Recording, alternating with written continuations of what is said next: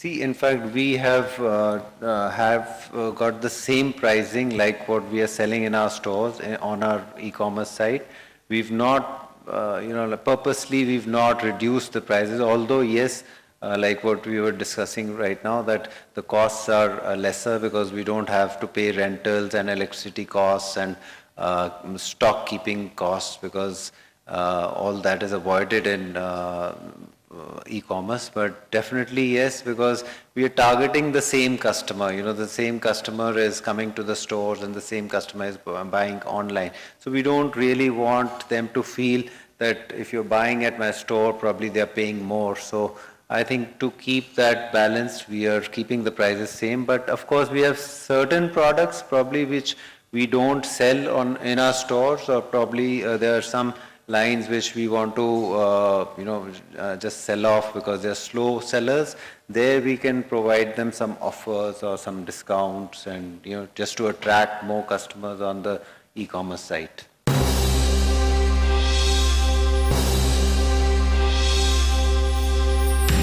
See, what we feel is that in fact, for all the brands, what we feel that it's a very important thing for all the brands to actually give to the community something, so, and for us especially, because we are talking about only adventure and outdoors, for us it's, and like the logo is green, we have a tree as a logo, so we feel that we should be able to give something back to the environment, to the community.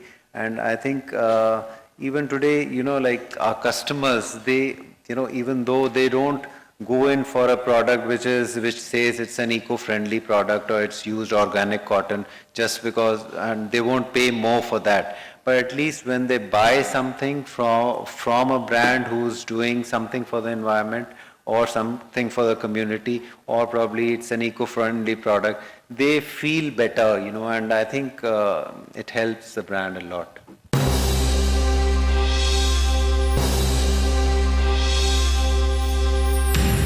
For us, actually, what we are planning is, till today we have stores which are ranging between sizes like 1,000 to 2,000 square feet.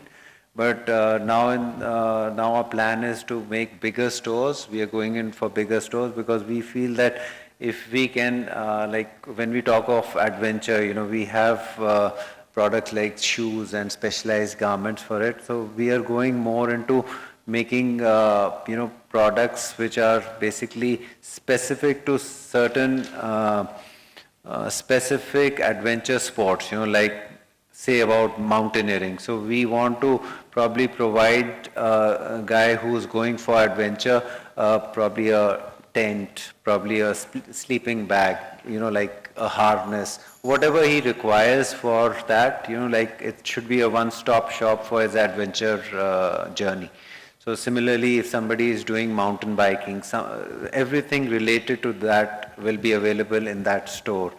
And today, this, sometimes, the store constraint makes us go in different, like we have different stores for woods, but it's all even a better idea to have a bigger store and have different kind of segments into that, having a kids wear in the store. So I think it's more feasible that way.